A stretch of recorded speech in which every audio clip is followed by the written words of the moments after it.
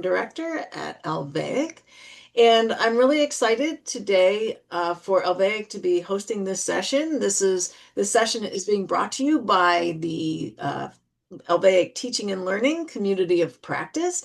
And they really thought this would be a great opportunity to do some collaborative learning around scholarship of teaching and learning.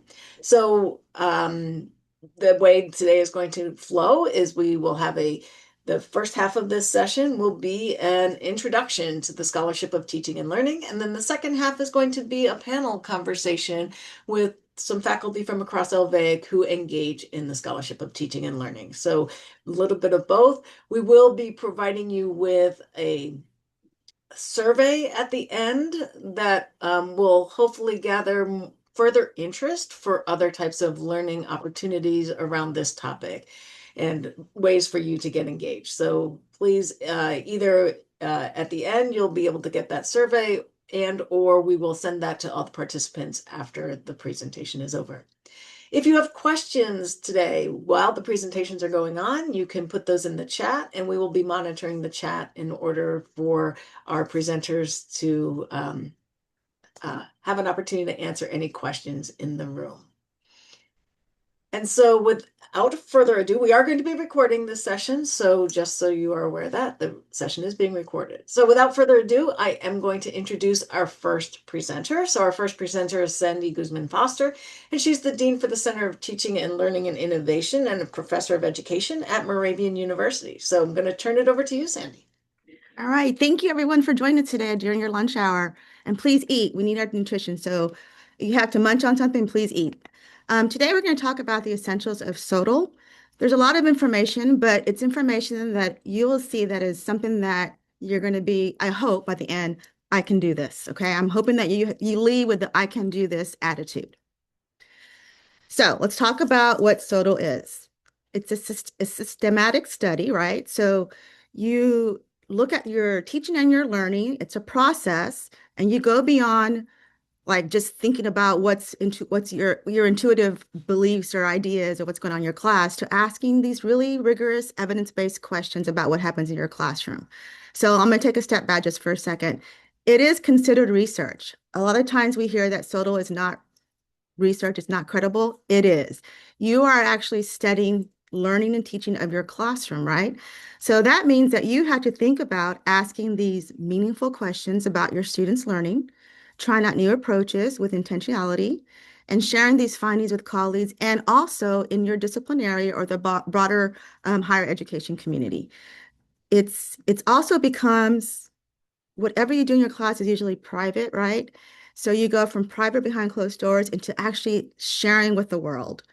That's the idea of SoTL. And what I think is exciting about SoTL is you get to share the things that are happening in your classroom with others. So you're helping others also improve their teaching and their learning. You can share your work with journals, you can share in blogs, you can share in conferences with your discipline and those things. And then it makes it worthy. So again, I'm going to go back to that idea where some folks don't realize that SoTL is actually serious inquiry. And it actually is intellectual investigation. It's not just about delivering good teaching and good learning. You're looking at what you're doing in your class and you're sharing that information with others. So why does it matter? Why should we care about SoTL? Well, it improves student learning through evidence-based, rigorously tested practices. So that depends on what you're doing in your classroom. It elevates your teaching to the same scholarly status as research and creative work. And I'm going to keep on emphasizing that because I think people don't realize that it actually does that. It also helps you improve your teaching practices and inquiry throughout, higher education. Not only are you improving your own practices in your student learning, but you're sharing with others who may also find themselves in the kind of similar situations that you're in and what you're doing in your classroom. It also is evidence of your research, your scholarly work that you use for your promotion and tenure packets. That's important because it does count. And then also it helps you build these community of practices. What you'll find is there are people on your campus doing SoTL projects. I also have heard it called SoTL. So I say SoTL, but I've heard it called SoTL, just FYI.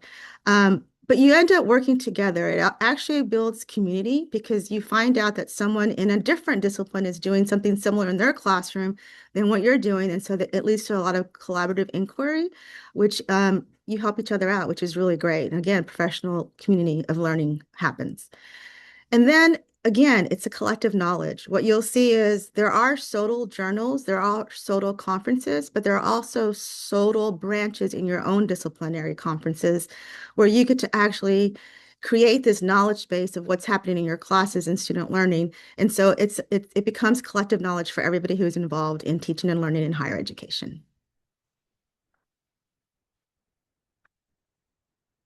So one of the things that I find is that faculty want to know what the difference is between scholarly teaching and SoTL.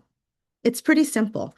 You go from private to public. That's the simplest way I can say it is about the difference, but it's more than that.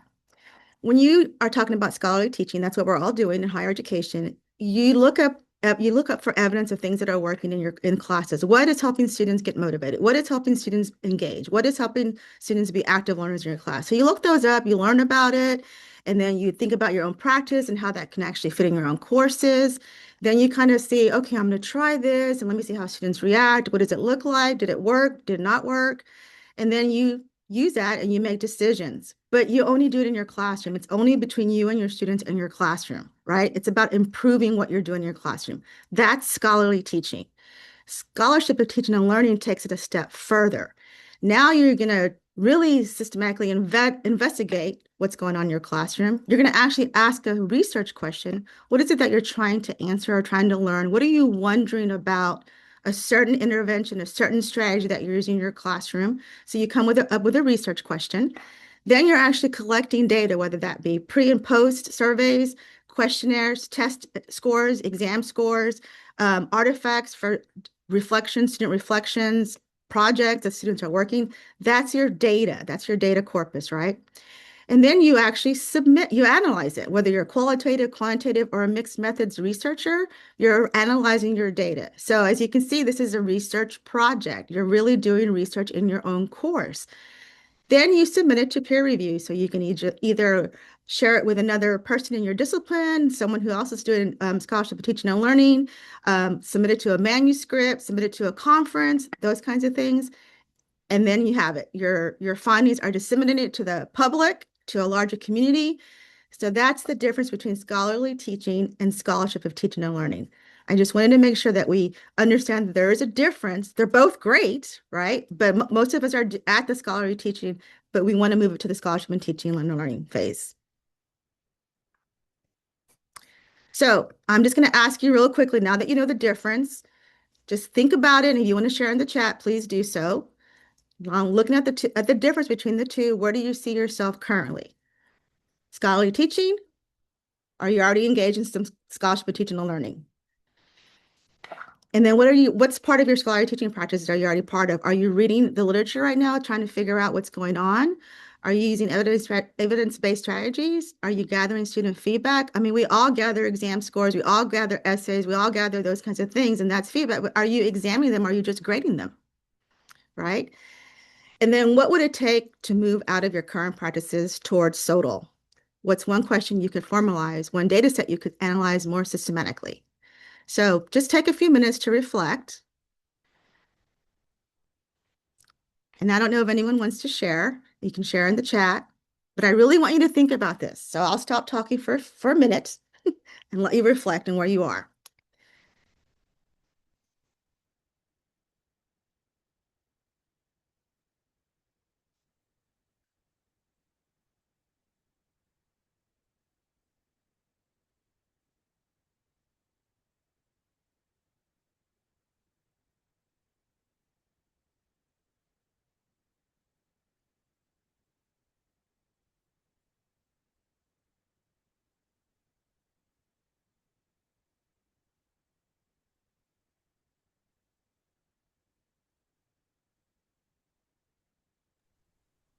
And Sandy, you have some good responses coming in the chat there. All right, Jenny, you want to do more? That's really great to hear. What would you need to move one of the current practices towards SoTL is more guidance on navigating? Absolutely, the IRB. I hear you, Sherry.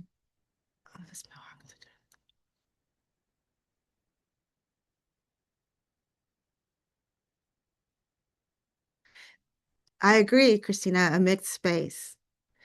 So jot down some notes for yourself just so you can reflect on this after we finish. And then once you hear from the panel, hopefully some of your questions or thoughts may be a little bit more clarified. All right. So what do you do when you do SOTA? What is the process? Again, it is a process and it's a cyclical process. It does follow the research cycle. It's designed to fit naturally within your rhythms of teaching. So you're teaching anyway, so why not do SOTA? That's what I keep on saying.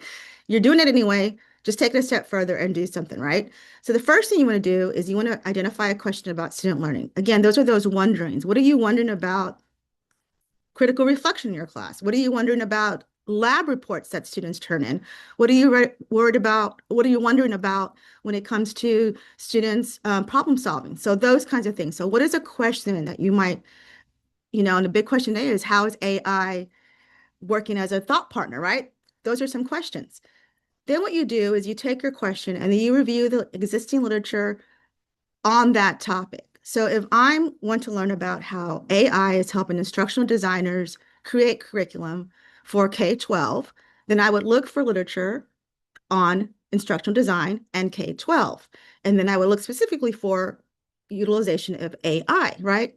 So I would look through that literature and figure out, okay, has my question been asked? Has it been answered? Is there a gap? What kind of questions were asked when these people wrote their manuscripts? What were they looking at in their course while they were designing curriculum for K-12? Then you design your investigation.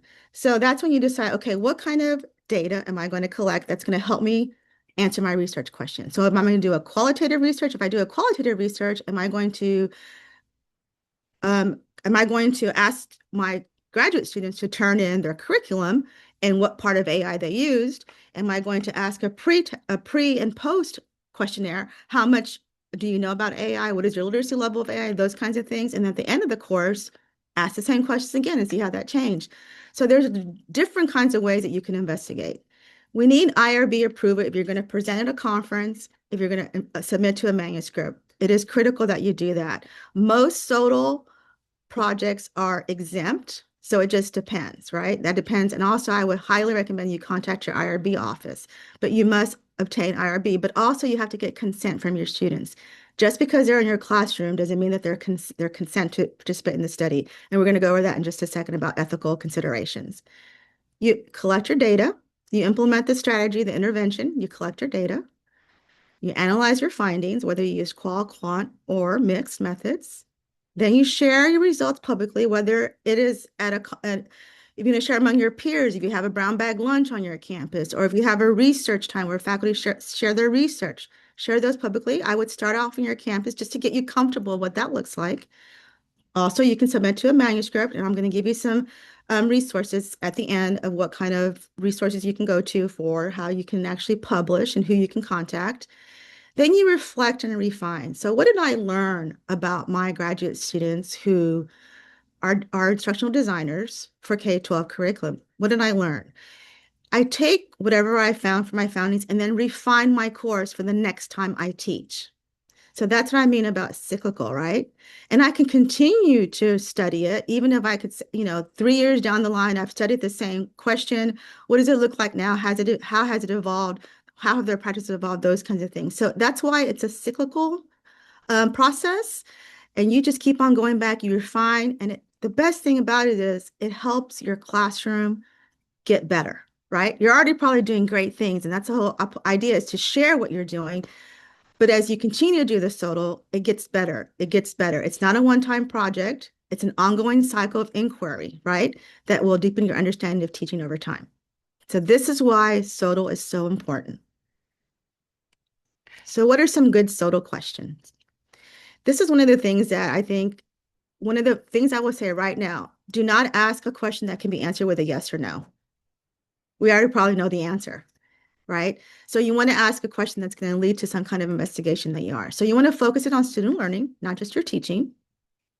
You want to make sure it's answerable through systemic ethical data collection and analysis. You want to connect it to the existing literature. So if in my literature review, when I looked at instructional designers and how they develop curriculum for K-12 students, what was it that I saw in there? Was there already a theory there that I'm thinking about? Was there a theory that I didn't even consider? And then look at the findings. And then make sure that it's significant beyond your own classroom so that way others can actually adapt what they're doing in their courses, right? So if my main thing when I was teaching my graduate students is that maybe I use reflective journals. Let's say I use reflective journals. Then other disciplines and other folks can use reflective journals in their own disciplines. So it's just beyond my own classroom, right? It can actually be transferable and adaptable to other areas. Most importantly, and this is one of the things that I think is really hard for us as faculty when we do SoTL, is finding the time. It's difficult. We're already have 4 classes to teach. We're already doing surveys. We're doing other research. We have our own family things that are going on. So again, you need to make sure that it's designed within your context and it's feasible, and that you have the resources you need to help you succeed in your SoTL project, right? So here are some examples of some SoTL questions. Um, how does structured peer feedback affect student revision in undergraduate writing? What barriers prevent first-generation students from seeking academic help in college algebra? How do students develop disciplinary thinking skills in introductory STEM courses? And in what ways does collaborative note-taking improve retention in large lecture courses? Just simple, kind of, again, not answer with a yes or no, right? I'm trying to investigate what's going on. These are the questions that are gonna help me investigate what's going on in learning in my course. So one of the things I want you to do right now, here's another reflection phase. I call it your teaching puzzles, right? I mean, what are you really concerned about or wondering about? What about your students? So, what about your students' learning generally confuses or surprises you semester after semester? We teach these courses, we create our courses. Some of us will continue to do the same thing, but we make a little bit of changes. We adapt to who we're teaching, right? But each time your semester ends, what do you ever say, oh, wow, that actually really worked? Or, oh, no, that really, I noticed that the students are not doing so well on this piece. Maybe I should rethink about doing that activity in my class. So, what puzzles you? What patterns have you noticed? Am I noticing that students, when we do this particular lab problem, they're just not getting it, right? I see a lot of gaps in their thinking, their critical thinking, right? What is it that's happening that's not helping them fully understand what you're trying to teach? So if you could answer one question about how your students learn, what would it be? So again, just think real quietly to yourself. And if you want to share, that's fine in the chat. But really think about, as you know, we're almost at the end of the semester right now. What's something that you've been wondering about? And then you're already thinking about, maybe I could change this next semester.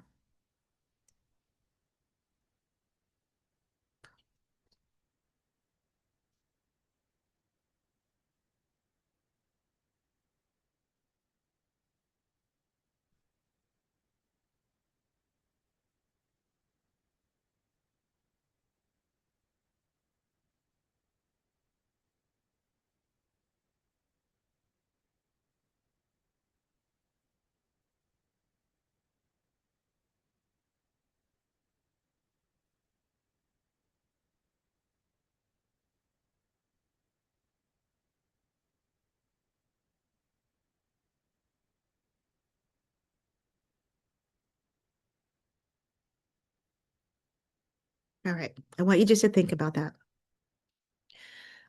Some of us may already have ideas of what we want to do during the summer to change for the fall semester, and that's what I mean. Something has brought that up, something. Christina says, how many of my students know how to read silently without tech disruption? Is there a way I can teach them this in class? Okay. Great question, Christina.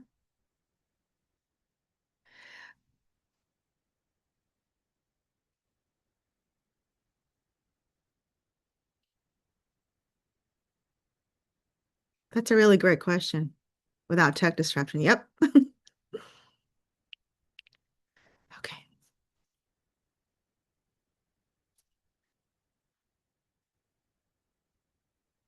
So some common data collection methods. I mentioned a few at the very beginning. It goes from a range of qual to quan. And I want to just reassure you that if your centers on your campuses, I'm sure that they're there to help. And I don't know, reach out to other colleagues who may be a stronger qual and a stronger quant person. That's where you can collaborate with each other.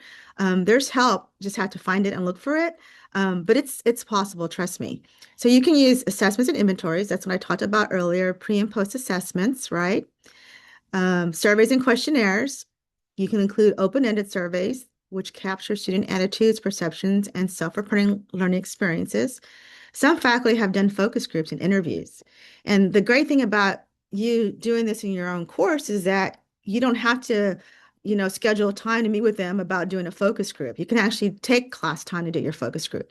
And if you want to do some interviews, you can actually set up, one-on-one interviews during your office hours.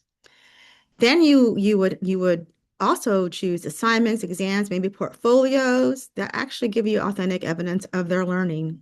And if you use rubrics, that's going to be your measurement that you're going to use. And then even classroom observations also count as data, right? You can, if they're actually doing some kind of problem solving activity in your course, you can walk around your course and see how they're doing. Um, I want to step back and say this is also very relevant for online teaching and learning. If anybody in here does online teaching and learning as well, this is not just for face-to-face. It can happen in online teaching and learning as well. So again, these are some comment. Again, some of us are already doing this. We're already collecting some of these things in our courses every time we teach every semester, right? So you're already doing some of this stuff in your own classrooms.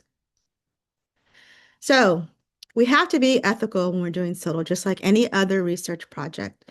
You must do IRB approval. Most of them are exempt, but you need to still confirm that with your IRB office. Um, this is a voluntary participation. So students should have the option to say, I don't want to participate. And there's no impact on their grade.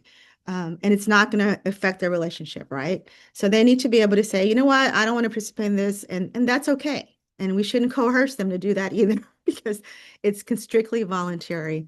When you do collect the data, you need to make sure that their information is removed. There's no way that you can identify which student turned in which artifact or which assignment, those kinds of things, because you have to have consent. If they tell you, oh, I don't care, use my name, you have to make sure that you have consent for that before you do that.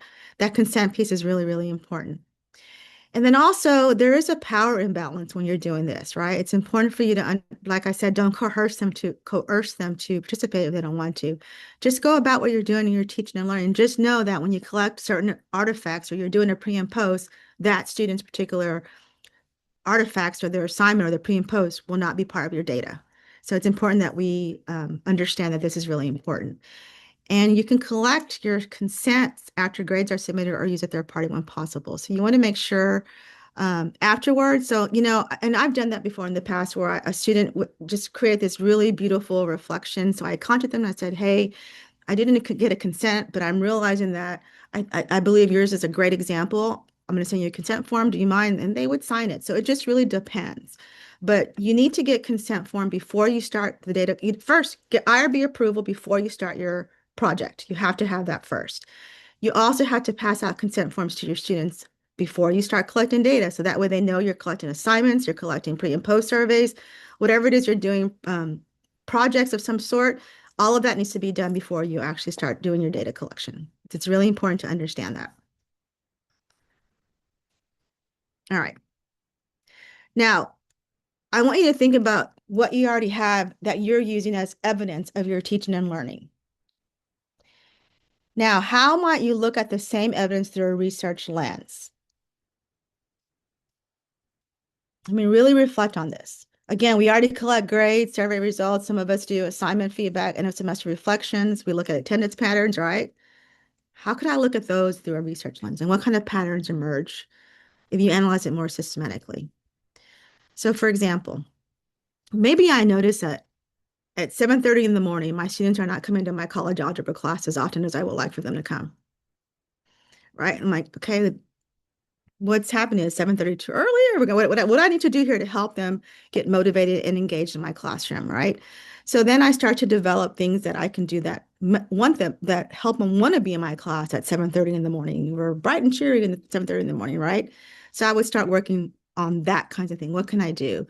I had a faculty member who started to do attendance questions that were a lot of fun, and they were based on pop culture. They were based, but she would connect with the discipline that they were doing. So the students would come to class on time, and when they would answer the question, they got all excited about being in class. So even simple little things like that you can study, but I just wanted to give you the example of one of those.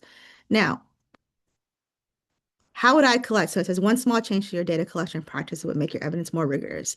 So I would obviously collect participation, right? Maybe look at participation points, look at how many students answered the question, how many came on time, those kinds of things, right? And what they did during that day, and look at the patterns for the whole semester. That is something really just kind of simple that I can think of that a faculty member actually did. Anyone want to share what you might be doing right now?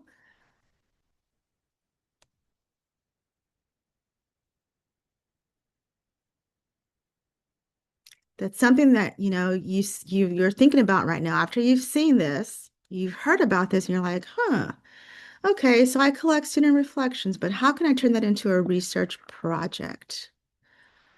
Or I collect AI outputs when students add it and connect it with their writing lesson. How can I turn that into a research project?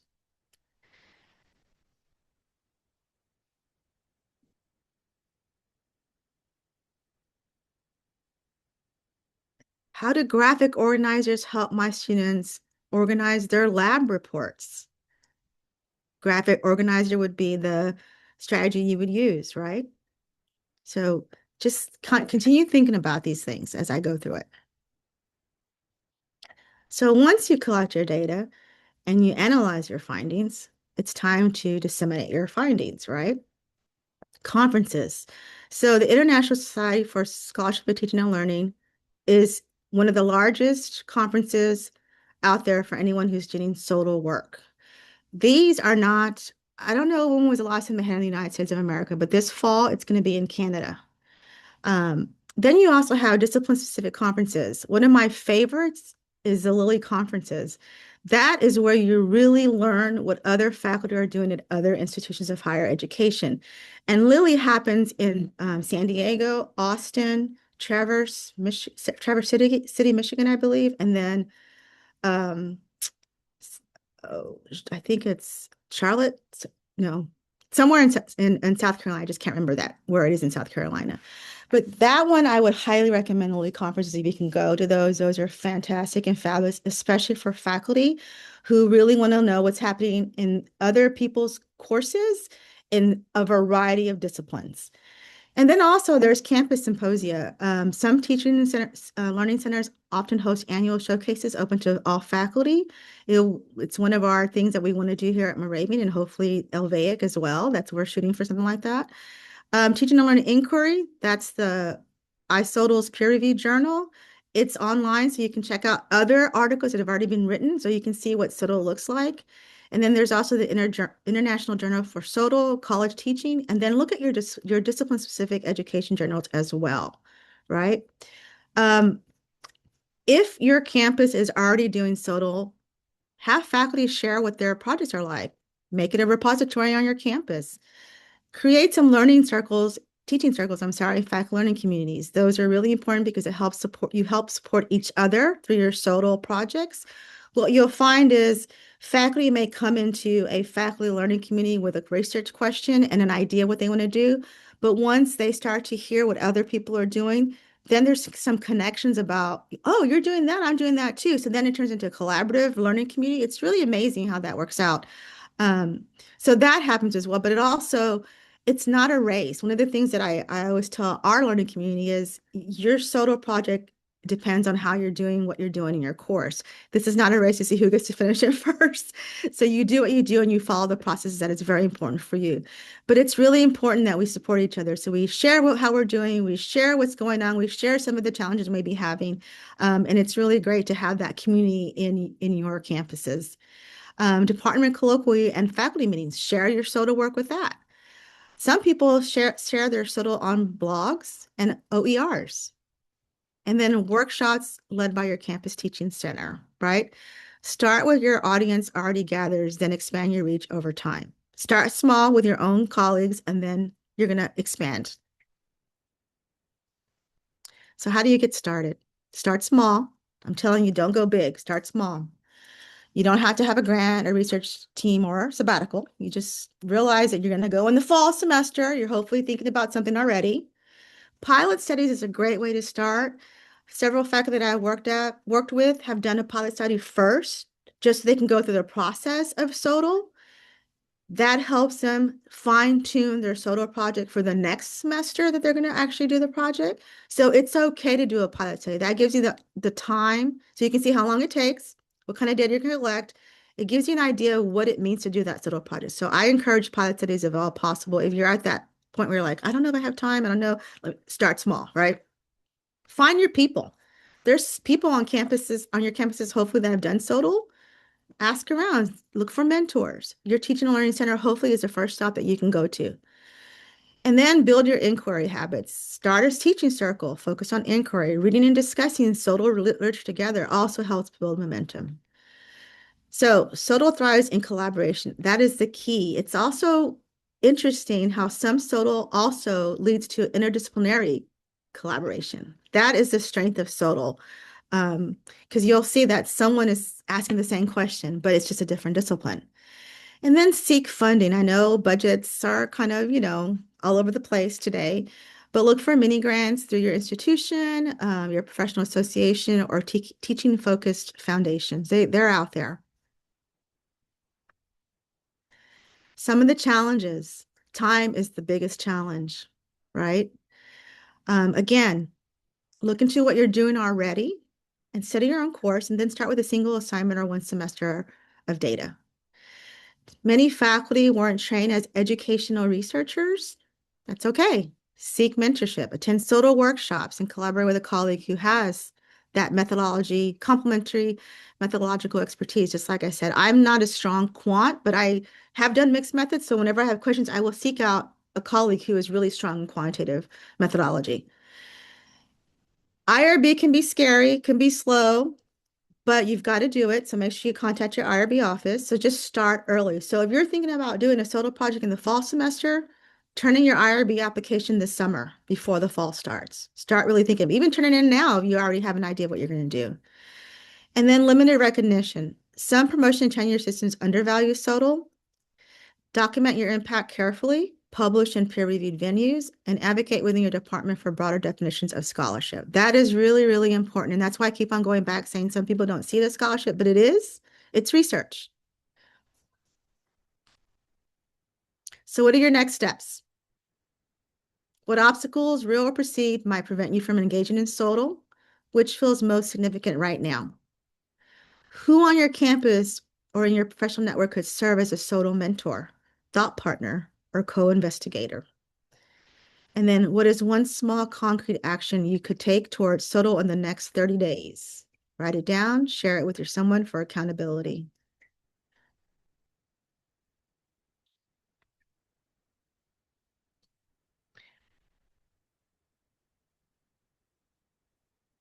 I hope that in your mind you can already think of people you can collaborate with. I'm keeping my fingers crossed that you know somebody who might be able to work with you. And also, I highly recommend too, if you know anyone, there's also interinstitutional collaboration. So you have a colleague at another institution, that's also very likely, and that happens quite a lot in the SoTL research.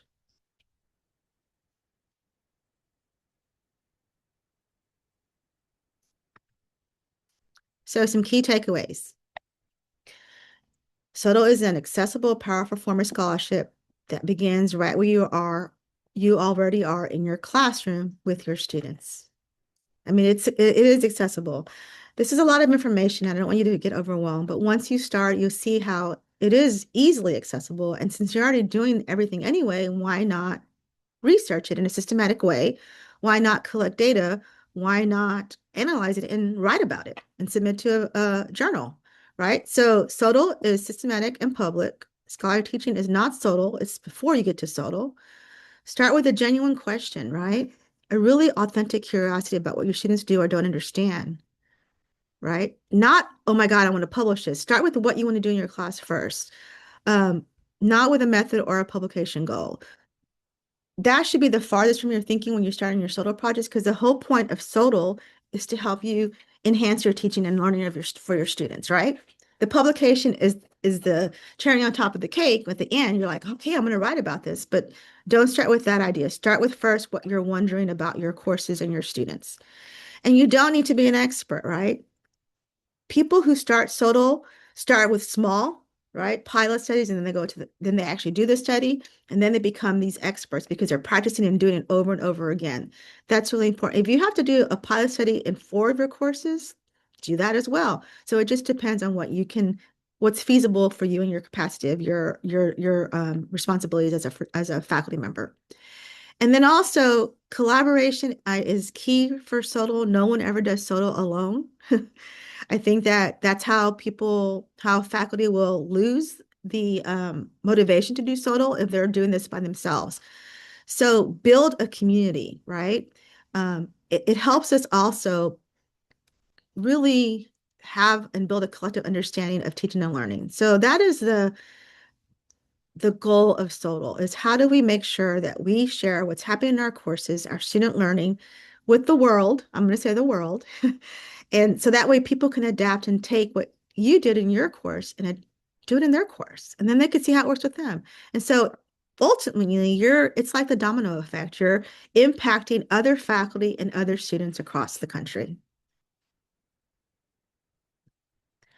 So here are the websites, and Nicholas is going to share the slides at the very end, and they are on that PDF. And then I would go to your Teaching and Learning Center. That's the first folks that you can contact, see how you can start a SoTL project. Um, and that's it. And if you have any questions, please ask. And so what we're going to do is we're going to transition to the panel. Before we transition, Sandy, Mm. I'm just wondering, we have a couple minutes Okay. does anyone have any questions for Sandy and her portion of the presentation?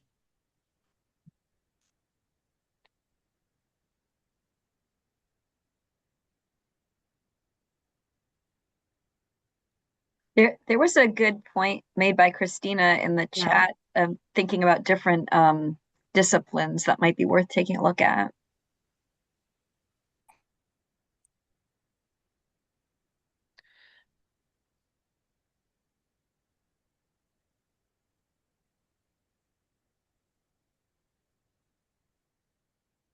I'd be happy to speak to that. Um, Sandy, thank you for your presentation. I don't see you, Christina. Where are you? Okay, hold on, because I want to see you. Wait, Oh, I removed your spotlight, Sandy. There you go. okay. Sandy, can you see me? yes, I can see you now. Great. So thank you for your presentation. As someone who's been interested in scholarship on teaching for a long time, one of the things I've witnessed in political science is that in the early days, it was methodologically much more open and pluralistic. And as people started getting more credit for the scholarship of teaching and learning, it became much more taken over by the methodologists. And for the people in the humanities, like in political theory, which is my end of political science, it made this whole enterprise much more difficult because the language skews towards social science, and a lot of language that may seem neutral to social science is really loaded for people who do philosophy and theory. It's conceptually loaded, it's valued, it's politically loaded, it's Yeah, epistemologically, ontologically loaded. And so it creates a little bit of an obstacle, and often even the word rigorous yeah, seems to sort of slant against the humanities, yeah. whereas often when humanities ears listen to this vocabulary, they're critical concerns that it's hard to, sort of integrate into discussion. So I wanted to bring that up I'm actually on an editorial board, for a political science journal where we think about um, these kinds of issues and the methodological bias that affects different parts of our subfield. So that for me as a political theorist is something that's on my mind. How can I sort of remain true to my discipline, true to the way we teach without, having to enter into the social science terminology of SoTL. I think, yeah, I mean, you're right. The rigorous, I only use that only, let me tell you why I use rigorous, because I want people to realize this is research, even though I know that um, rigorous does kind of slant towards the quant. When you hear rigorous, you think of quant, you think of the social science research like you talked about. And my area is social science, so that's probably a little bit too, a little bit of my own biases. But I believe that, and I've seen faculty who have done SoTL in theory, in, political theory, philosophy, where they talk about some of the things that they do in their courses. Like, for example, I had a colleague who teaches logic and philosophical logic and philosophical. He's a philosopher professor, teaches logic. And what he decided to do was use play in the classroom to teach philosophy. And true to himself, who he was this just really wonderful professor. The students absolutely loved and adored because he was very approachable, very relative, but he started to use play in a way where he would, compare like, I don't know, a philosopher with something else that was happening in the real world. But he stayed true to himself and he used his theory that he used in philosophy to actually do a SoTL project. I don't know if he's published because he's on sabbatical right now, but yeah, so again, it just depends. I don't think that there's one way or that you should write your stuff or what you want to do. It's important that you choose what you're doing in your course and you know that it's contributing to your student learning. And if you want to systematically investigate that in your way, your own way, then do it. I don't see anything, wrong with that. I'll give you another example. And I meant to actually share that with y'all and I completely forgot. Did I stop sharing the? Okay. Um, where I used Paulo Freire as my foundation for a course that I was teaching during COVID. And I used a lot of that political theory, but I also used participatory action research, and I also use, like, I'm sorry, it's been a while since I did this because COVID happened a while, right? 6 years ago. And what I did was I had students help me create the course. I decided to step away and decide, let me see if I can do this kind of theory for adult learning, right? And it came out to be a fabulous SoTL project because the students actually, and this is another thing, everybody, you can use your students as co-researchers. I used my students as co-researchers in that situation, where we shared about our experiences, what that meant. They created these really elaborate projects that were fabulous that had to do with social justice issues, and during the COVID, but also inequity issues and marginalization of folks during COVID. So it was one of those things that I did on my own. I actually published a chapter on it, and I can share that with you if you want to see what that looks like. Sure, I'd love to meet. Thank you, Sandy. Yeah.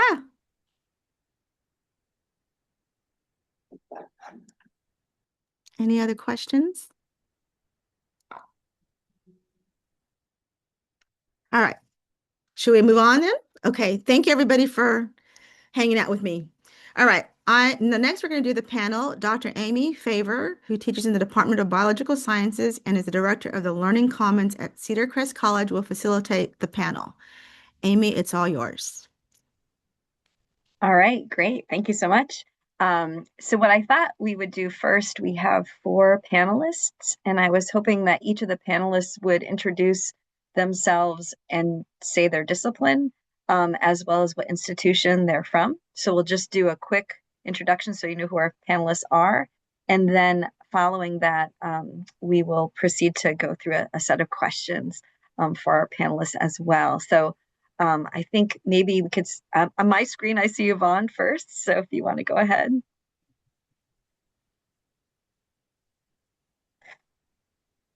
Good afternoon, and thank you for the opportunity of sharing today. My name is Yvonne Miranda, and I am the Director of Graduate Programs and Assistant Professor at Cedar Crest College. My work focuses on preparing pre-service teachers to become confident, culturally responsive, and practice-ready educators through the integration of literacy, STEM, and technology.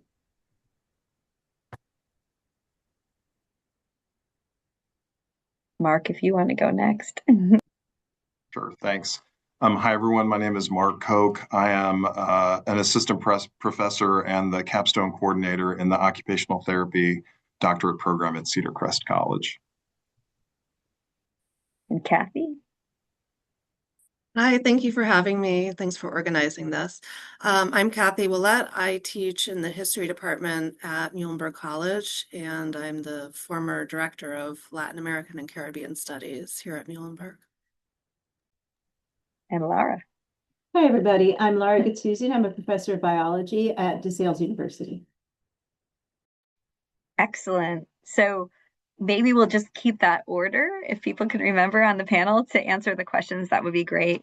And folks that are listening in, if you want to put more commentary or questions in the chat, what I thought we would try to do is I'm going to ask each of the panelists a question, then they're each going to have an opportunity to respond. And then we'll try to keep track of the chat. And before I ask the next question, we'll come back to some of your questions if you want to enter those. So that would be a great way to proceed. So I wanted each of our panelists to tell a little bit about an example of a project that they have designed and themselves and perhaps published, but perhaps are in the design stage or implementation stage related to SoTL. So that would be great. And so we'll start with you, Yvonne. Okay. So one example of SoTL is my research on pre-service teacher self-efficacy in writing instruction, which emerged from a redesign that I did with one of our program courses, EDU 211, which is called EDU 211, The Science of Teaching Writing.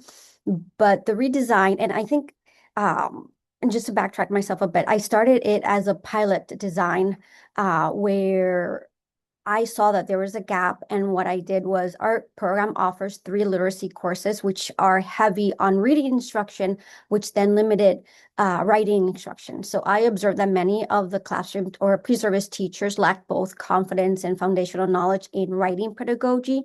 So which is why I redesigned the course to be a standalone writing course that includes explicit instruction in the writing process, the grammar, genre-based instruction. And I started with that. As I moved towards thinking about conducting research, I redesigned the class one more time, a little bit more specific, a little bit more structured. And then with the second step of the redesign, I included field-based experience where my pre-service teachers were able to apply these strategies with students. The field experiences were structured using a lesson study approach where I served as a mentor and I was able to provide instant modeling, instant feedback to my students as they were practicing putting hands-on application of all of the writing instruction that they received. For this study, I used a mixed qualitative approach. I lean towards a qualitative, and what I do is because Cedar Crest has such small classes, and small number of students within each classes, not only did I just use the phenomenology, but I also used case study, which aligned really well with what I really wanted to do with students.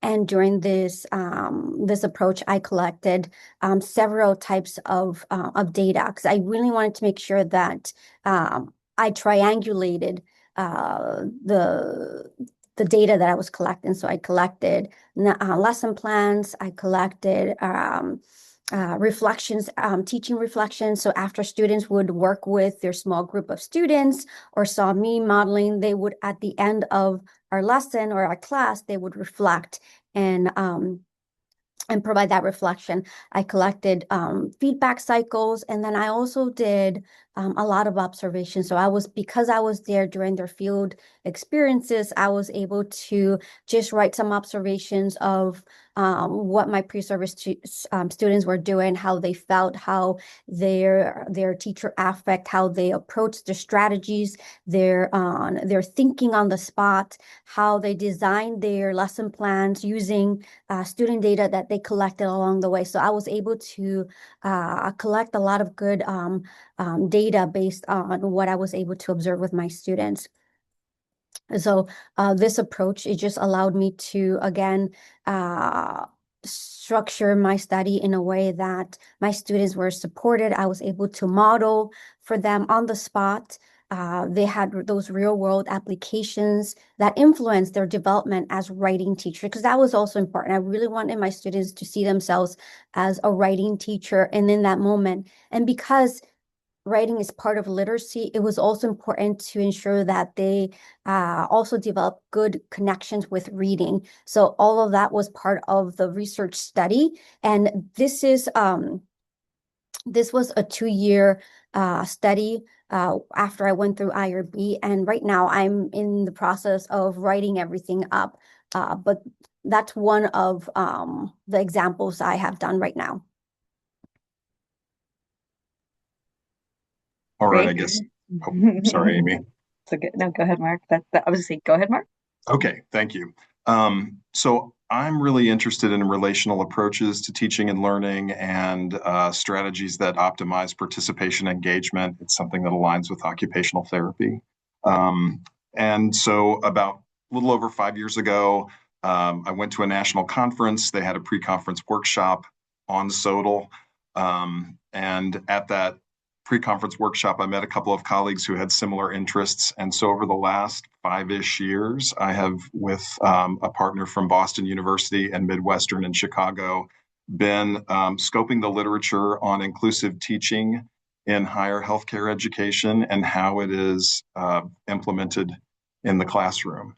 Had no idea that it was such a big question, and no idea that there isn't a single definition of inclusive teaching, but have learned a lot in the process and upped my research game at the same time.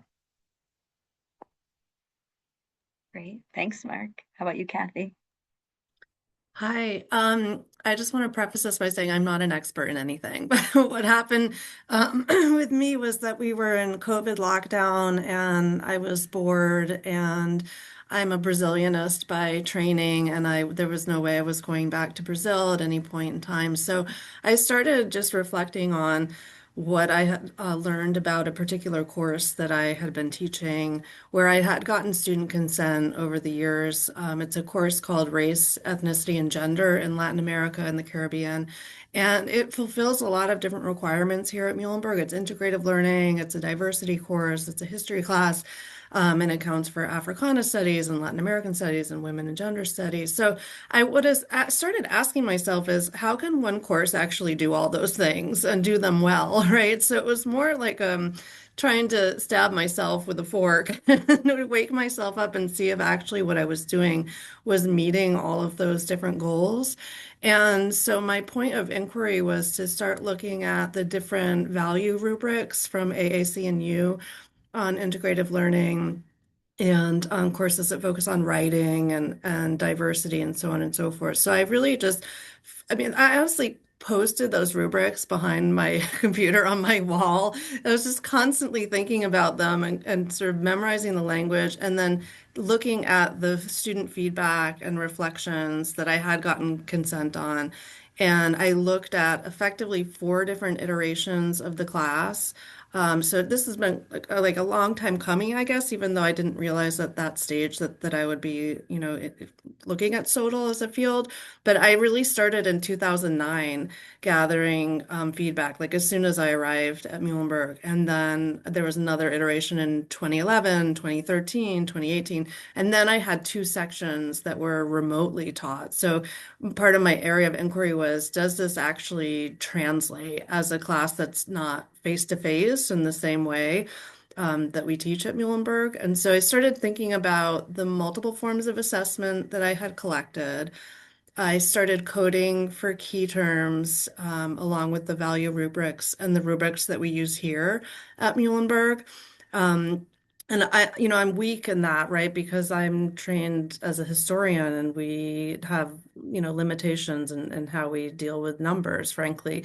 But I reached out to people here among my Center for Teaching and Learning and paired up with a psychologist who teaches statistics and a chemist who teaches chemistry.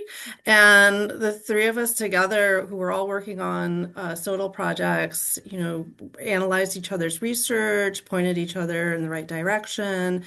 We presented online during COVID to our colleagues, so I got additional feedback there. And then I started presenting at the AAC and U conferences, which I know sometimes are in person and sometimes they have online components if you do have research limitations in terms of funding. But that was really helpful because you can see nationwide what people are working on, and my own area studies organizations like Latin American Studies Association, which is online, it could present there.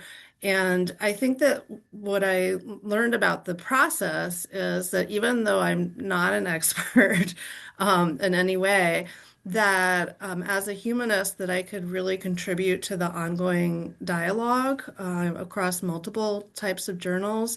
That people are really interested in thinking about global citizenry and thinking about how the humanities contribute to the development of the quote unquote whole person, right? So I really looked into the feedback about how students were identified here on campus, how they self-identified, and was able to sort of map out change over time in that one semester to see how this class about race and ethnicity and gender was really helping students create their own idea about the social constructions of race and ethnicity versus the lived realities of those categories. So became a moment of for me to really kind of lean on my colleagues a little bit to sort of, for them, my research was new and I was looking at multiple points of inquiry and perspectives that maybe were foreign to them.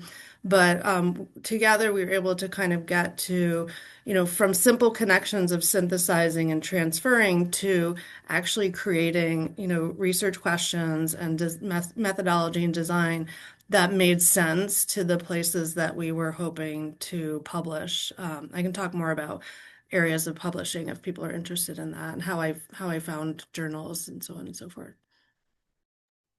Excellent. Thank you so much, Kathy. And Laura, go ahead. Okay, hey, so like many of the other panelists, it sounds like I did not have formal training in SoTL when I got this job. But what was good about getting this job was I worked as an adjunct for 9 years before becoming an assistant professor at DeSales. So I had a non-traditional career path, which is that I finished graduate school and I had 4 children back to back. And then when I got this, and I'd adjuncted nonstop for 9 years. And one of the things I realized when I was an adjunct was I did not know what I was doing. And I assumed that was because I was a part-timer. And in my mind, the full-timers were getting all kinds of professional development and all this help and assistance from their CTEs. And if only I could get a full-time job and I would have access to that. And I got the full-time job and I came to DeSales and I began to speak to my colleagues, all of whom were generous. And I started to realize none of them know what they're doing either. And I say this with great affection for my colleagues. So I'd go to one colleague and ask for guidance, like a senior colleague, and I would get some advice. For example, they would say, one senior colleague I remember said, oh, you should foment discussion in class because students learn a lot from discussion. You learn from them. And I thought, okay, that sounds good. I've never done discussion. And then I went to another senior colleague and he said, it's very important you never round your grades lower than 2 decimal points. If you round your grades lower than 2 decimal points, if you give an 89.99 student an A-, that is a disaster. And I thought, okay, that does not sound as good as what is behind door number 1 and what's the reasoning, but what do I know? So I was absolutely baffled and I did not feel as though there was an infrastructure at DeSales at the time to help me figure out how to teach. And I've been doing it long enough that I knew that, okay, this is something that I need to pursue. So I ended up attending some conferences, making connections there with people who were very enthusiastic about teaching. And I began to drink the Kool-Aid and realize that there is a whole body of scholarship out there that is just simply not read by people, most people in my position, right? They just sort of go based on their gut and how they were taught, 20 years ago. That's just sort of how they teach now. And this idea that there's evidence-based practices and that I could be more deliberate and thoughtful about the work that I did. And I began to do that work and it was great. And my students loved it in some cases, right? My colleagues are baffled by it, I think. Some I've come around to it and some just think that the stuff I'm doing is woo-woo and nonsense, but they're polite about it. Ultimately, what I ended up doing was several projects, the most recent of which is one that I designed because to address a frustration I have in my teaching was course evaluations or student evaluations of teaching. So the nice thing about doing this kind of work is realizing that there are some problems you can't address. So I've always been frustrated by student evaluations of teaching. As almost all of us here probably know, they do not measure teaching effectiveness. They are biased against women and minoritized populations. I have been the annoying voice at faculty meetings and other meetings complaining about them, and nothing is ever, I'm sort of dismissed and there you go again, and this is just what we have. And I decided to finally do something about it. So recently, with a collaborator at Chapman University in California, we designed a survey that we distributed to thousands of undergraduate biology educators, asking them anonymously to tell us how they respond to evaluations. And what we have discovered so far as I'm going through the first pass of the data is that 33% acknowledge grade inflation. So finally putting a face to the problems that result from student evaluations of teaching, right? Which is that students are being denied learning because faculty know that they need good evaluations to keep their jobs and gain promotion. So grade inflation is a natural result. And 25% of faculty acknowledge manipulating their student evaluations of teaching, making changes to their courses, which they do not believe help student learning in order to improve their scores, which sounds dreadful, but also illustrates how bad these measures of teaching are because faculty feel pressured to do well on these student evaluations of teaching. And I'm really excited about this data, as is my collaborator. We're right now analyzing it. We hope to write it up along with some interview data to show, more emphatically that student evaluations of teaching should not be used to measure faculty effectiveness. They have been viewed as being negative for faculty, but just neutral for students. But we believe they are also negative for students. And so it's a project I'm really excited about and one that I never would have considered before I entered this world. Wow, that's great. Thank you guys. I appreciate that we have such a diversity of approaches and some that are being done immediately in the classroom and some that have been done kind of collegially and beyond. So that's awesome. Thank you. The second question that I had was if you could describe a barrier or a complication that you had to overcome as part of designing and running your projects. And I know some of you guys have alluded to that already, but if we could go back around and again, if you can sort of think of some barriers that you had either, composing it or even just implementing or even getting started with it, that would be great.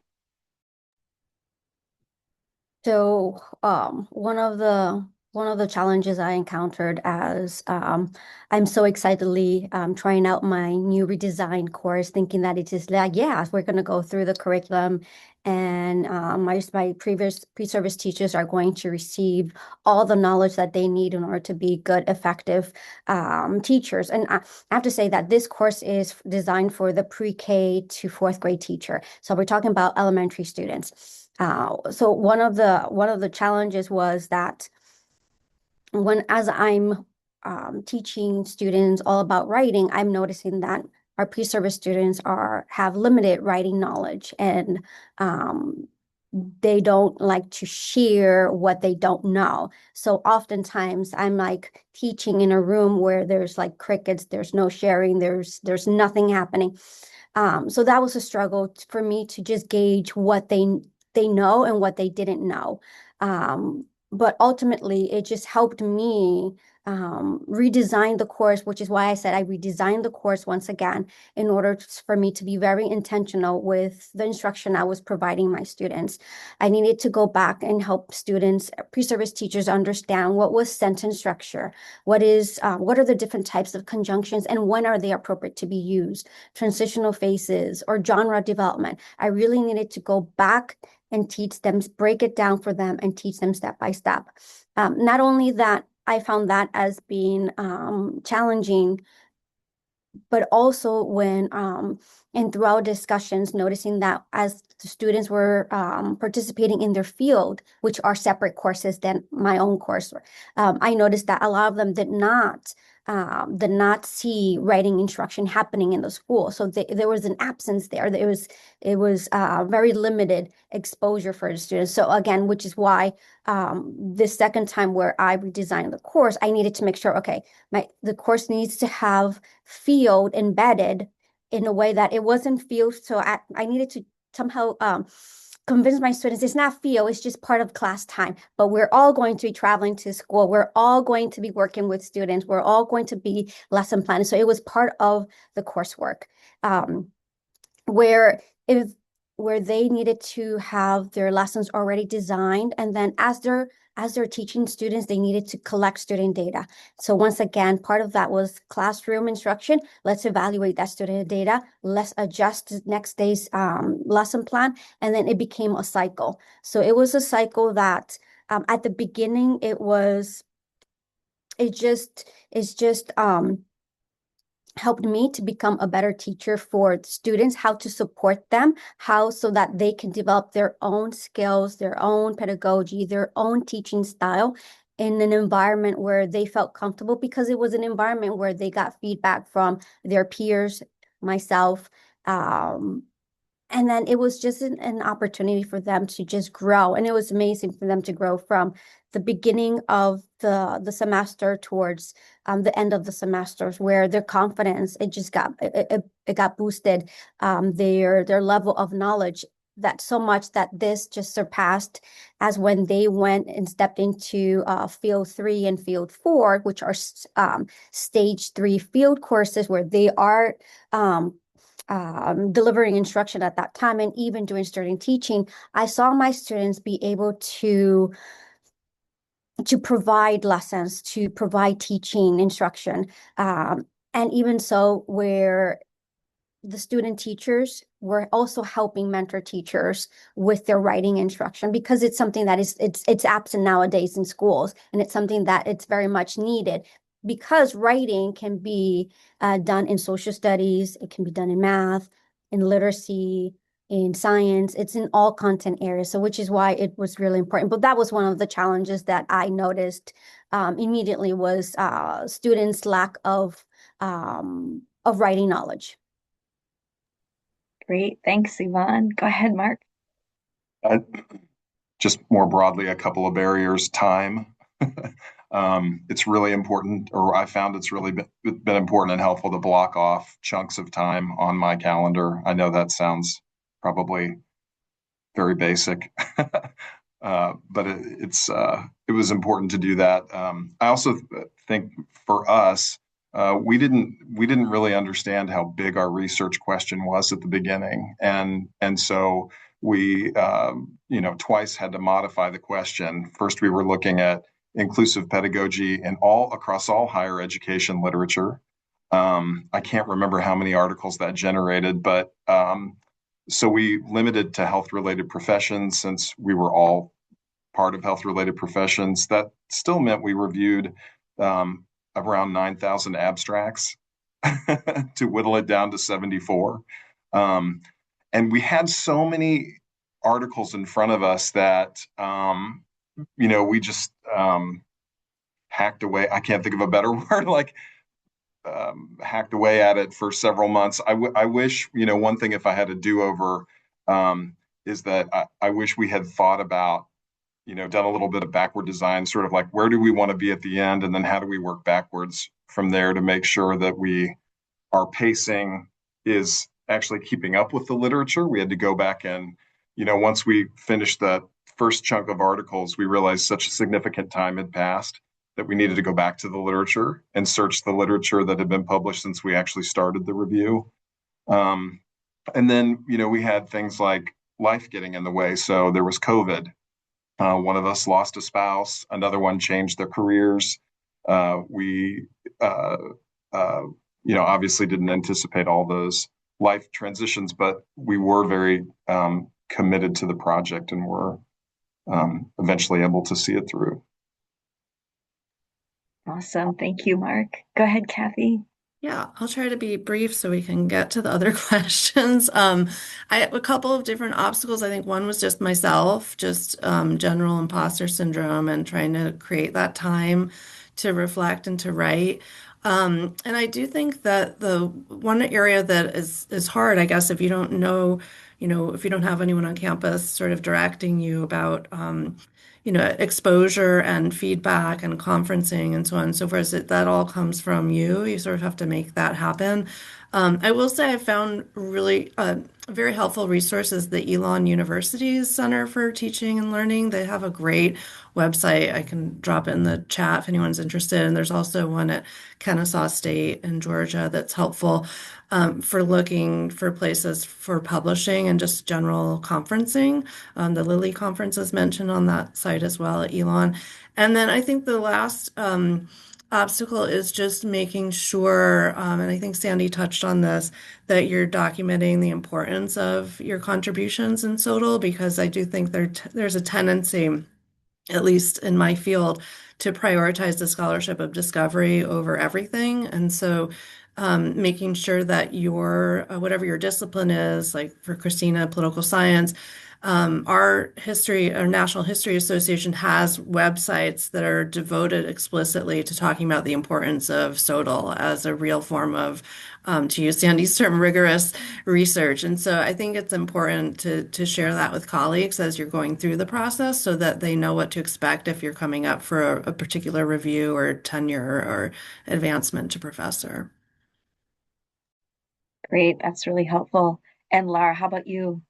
So my obstacles, in particular when I began, was a lack of community within my own department, and my own, at the time it was a division. So when I began trying to have these conversations, a lot of the people that I tried to have these conversations with didn't even know what I was talking about. And I'd explain how we should do this or we should do that, even at the time my own chair. And I was met with puzzlement, like this is not real science, or this is not something that we do. Although I am at a PUI, somehow the science of instruction itself, or the science of learning, was not supposed to be part of the science that we study or teach. Fortunately, I did overcome that by reaching out to members of the community. So as I became more established within the SoTL community, I was able to reach out beyond the confines of my own institution and form alliances and partnerships and collaborations with faculty all across the country and in fact across the world. And I was able to leverage these in order to learn more, to train more, and also to produce scholarly products, to get external funding, and to do many of these, or to publish many of these papers that I have. So fortunately at DeSales, the wave is breaking a little bit slower maybe than average, or than I would have liked, but it is certainly breaking. We have a CTE now, and it's excellent. I have lots of colleagues now who do read about the scholarship of teaching and learning and are willing to have these conversations with me. So I guess the challenges luckily are primarily in the past for me and not so much ongoing. That's it. That's encouraging. So you guys are doing great. I had another question, and we've got about 5 minutes before we're going to wrap up. So you have a little time, so don't worry. But I also wanted to ask if you could describe a positive outcome from designing and running your project. So you guys, some of you have sort of brought up some positive aspects of it. So if you just want to nail that down with one more positive part, that would be awesome. I would say that it just helped me as a professor, as an educator, to look at my courses a little bit more intentional, to see what is it that my students need, and prepare them the best way that I can, with all the changes in education that are occurring at the moment, making sure that not only do I stay updated with the newest ways of teaching, but that my students stay updated with the new ways of teaching, that they develop a confidence where they have obtained a pedagogy that they feel that they can just go into any district, any school, and teach all students because they have learned different ways on how to adapt. They have learned to receive feedback. They have learned how to use that towards their advantage.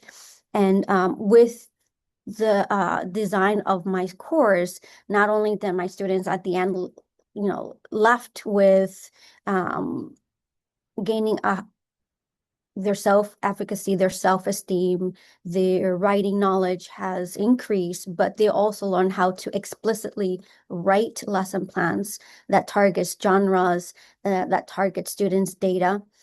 They have learned to write lesson plans that are culturally sustained as well, which is right now is also really important because they want to develop an environment where they are acknowledging student voice and identity. And there are it also helped me with developing a course where that is practice-based and it has mentorship added to it as well. So I would say that those are all positive outcomes for the research that I just finished doing. Great. Go ahead, Mark. This is going to sound really hokey, but the lifelong friendships that I've developed with my research colleagues, they are now dear friends because we have suffered through this 5-ish long year project. So that's really been the icing on the cake. I'd say the other thing is I'm fairly new to academia. Transitioning from a practitioner to academia was very deforming to my identity. because I wasn't prepared for how isolating higher ed could be and how it amped up all of my imposter phenomenon um, leanings. And really, my goal, I integrated the project into my professional development plan so I could kind of, address two things or more than one thing at once. Lots of other benefits, but I don't want to take any more time from the other panelists. Yeah, that's great. I think that collegial collaborativeness is really coming out of this, which I appreciate. Go ahead, Kathy.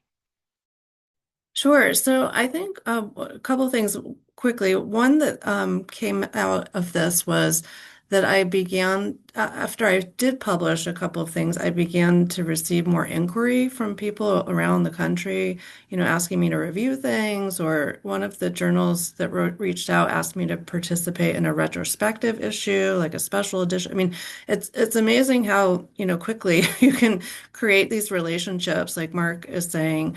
And I think just in general, as your last question was provide advice, I would just say, as someone who suffers also from imposter syndrome, you are all queens of your own castle with specific crafts and expertise. And so nothing will step in your way when you're trying to create a research question that you specifically are interested in.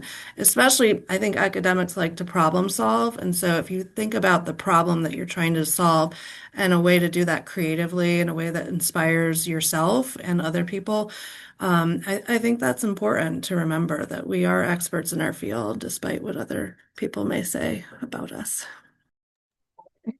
Thank you very much, Kathy. Go ahead, Laura. I think the positive that has come out for me is feeling expert at this thing that I was doing. I think I had imposter syndrome because I was an imposter. I showed up and I lectured at this, I talked for 50 minutes and I think I would stop every 10 minutes as regular as a metronome to ask if there was any questions. There were never any. And I thought this meant that I was an excellent teacher. They never asked questions.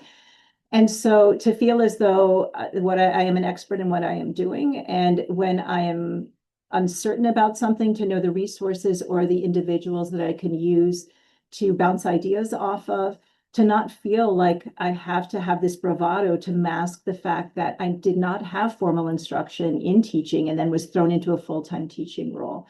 So the benefit is to genuinely feel as though I am an excellent teacher and I know what I'm talking about. So that's been a great feeling, as well as what everybody mentioned here on the panel, which has been the relationships I have made across the country and the world again with others who are also passionate about this work. Well, thank you all so much. And I think that is such a great ending there, Laura, because sometimes you have a bad week and you're like, wow, I'm totally exhausted and why am I in this profession? So if you have other people who can lift you up and encourage you, that's makes such a difference. So that's great. And I know in the chat we had some comments related to the student evaluations, and I believe Christina had suggested also thinking about like peer evaluations and how that could even become part of not only another way to be evaluated, but also an area of scholarship to think about too. So that was a great point. I'm going to turn it over now to Charlene, but again, thanks to all of our panelists. So I just want to take like 5 minutes. Are there any questions for the panelists? Anything, and or Sandy, or Amy, any questions anyone has?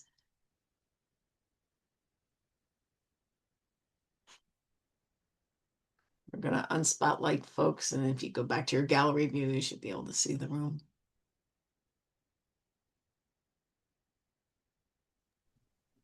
For some reason, I can't unspotlight Laura. There we go. Thank you. Any questions?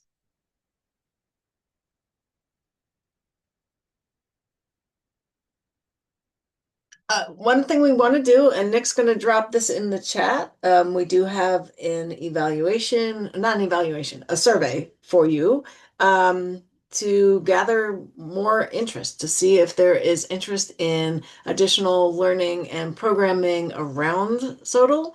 And also to gather we can use this to gather and connect people as well. So Nick's dropping that in the chat. I want to thank Amy and Sandy and all of the teaching and learning community of practice for generating the idea of this program. I want to thank our panelists for volunteering their time to share their talents as well. Look forward to future opportunities to collaborate across the LVAIC community on this topic. Also, Nick, I don't know if you want to, if you're prepared to drop the upcoming LVAIC. We always like to remind folks to check in on the upcoming LVAIC programming that's being made available, and I can have that 1 second. okay, and or if you're not already on the mailing list, to sign up for the mailing list, it'll be in the link that Nick drops.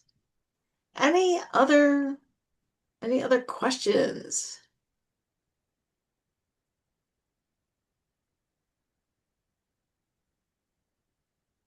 If there are no other questions, we'll give you back the gift of a little bit of time today, and look forward to seeing you at the next learning opportunity. Thank you. Thank you. Thank you Thank so you. much, guys.